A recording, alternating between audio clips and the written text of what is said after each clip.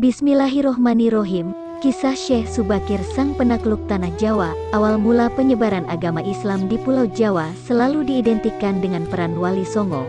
Oleh mereka, agama Islam diajarkan kepada seluruh lapisan masyarakat Jawa yang saat itu menganut ajaran Hindu dan Buddha.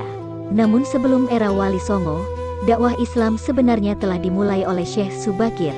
Syekh Subakir merupakan seorang ulama dari Persia yang diutus ke tanah Jawa dalam rangka menyebarkan ajaran Islam.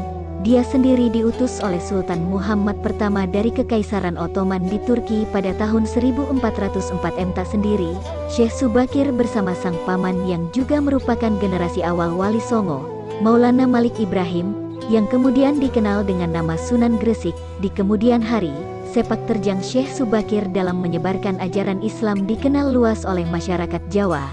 Hal ini dikarenakan selain sebagai pendakwah, dia juga memiliki kekuatan yang bisa mengusir para lelembut yang mendiami pulau itu.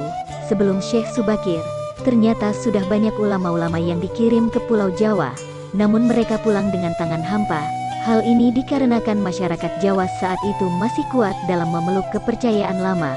Masih banyak yang menyembah benda-benda arwah leluhur nenek moyang, dan lain sebagainya.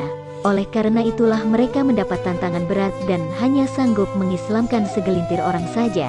Karena dikenal akan kesaktiannya, Syekh Subakir kemudian diutus untuk menginjakan kaki di Pulau Jawa dan berdakwah Islam di sana. Syekh Subakir juga seorang pengusaha ulung. Selain itu dia punya kelebihan lainnya seperti ahli ruqyah dan ahli ramalan. Hal inilah yang konon membuat banyak bangsa jin merasa segan dan menyingkir ke daerah Alas Roban, Gunung Merapi dan Laut Selatan. Selain itu Syekh Subakir konon memiliki batu hitam yang memiliki kekuatan magis.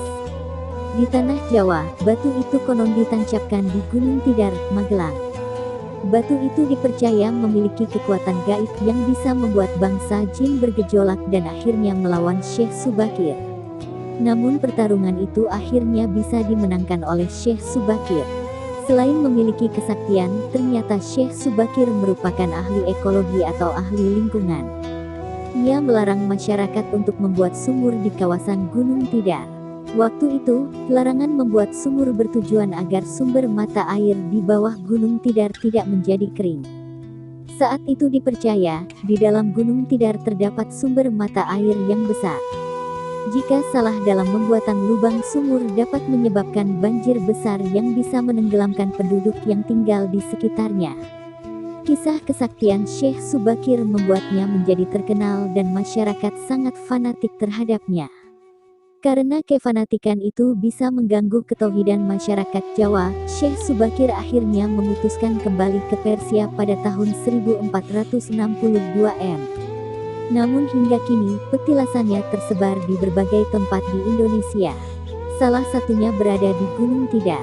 Hingga kini, sosoknya begitu melegenda di kalangan masyarakat Jawa dan sering dikaitkan dengan hal-hal yang mistis.